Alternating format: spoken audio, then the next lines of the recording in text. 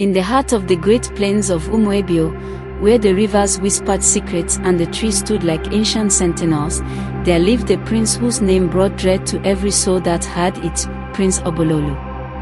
Obololu was not born wicked, but power, like a dark spirit, found a home in his heart. He burned farmers' crops for sport, whipped elders who questioned him, and made widows kneel in the dust to beg for water. Children fled when his shadow darkened the path. Mothers warned their sons, "Don't be like the prince, or you die unloved." Even the palace guards avoided his gaze. His father, King Okonkwo, was a wise and beloved ruler, his only weakness, the shame of a son he had raised. Then, as the harvest moon began to rise one season, a shadow fell over the kingdom, not from the sky, but from the king's chambers. The king had fallen gravely ill. A mysterious sickness, one that no healer could cure. His eyes dimmed, his voice grew weak, and his once mighty arms trembled like broken branches. The royal priest, in trembling words, declared, "Only the egg of life, hidden deep within the coarse forest of whispers, can save the king."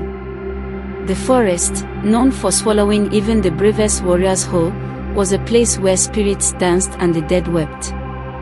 But the egg of life was said to lie in its heart, glowing, pure, eternal.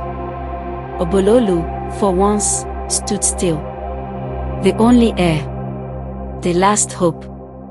But when he turned to his warriors, to the villagers, to the council, no one moved. Not one soul volunteered to go with him.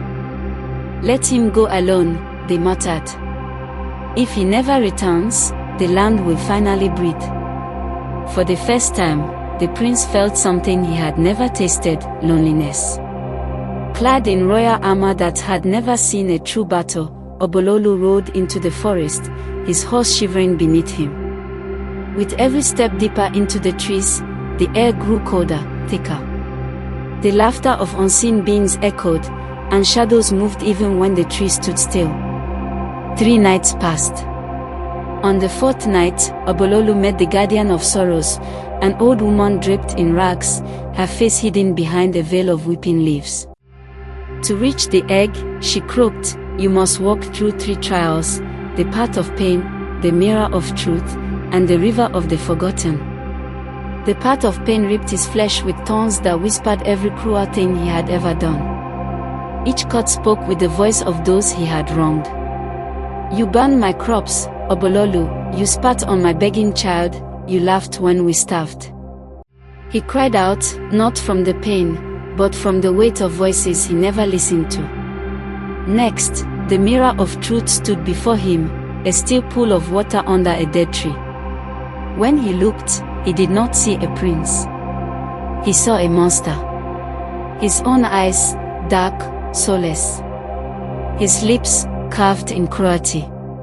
He screamed and smashed the reflection with his fist, but the face remained. Finally came the river of the forgotten, where the spirits of unloved souls drifted like mist. He tried to walk through, but the spirits whispered, "We will remember you when you die, and even your father weeps not for the man you became." Obololu sank to his knees. And for the first time in his cursed life, he wept. When he rose, something had changed. Not his strength, nor his pride, but his heart. He no longer walked like a prince, but like a man who had tasted his own ashes. At the heart of the forest, beneath a tree that bled golden sap, the egg of life hovered, pulsing like a heartbeat.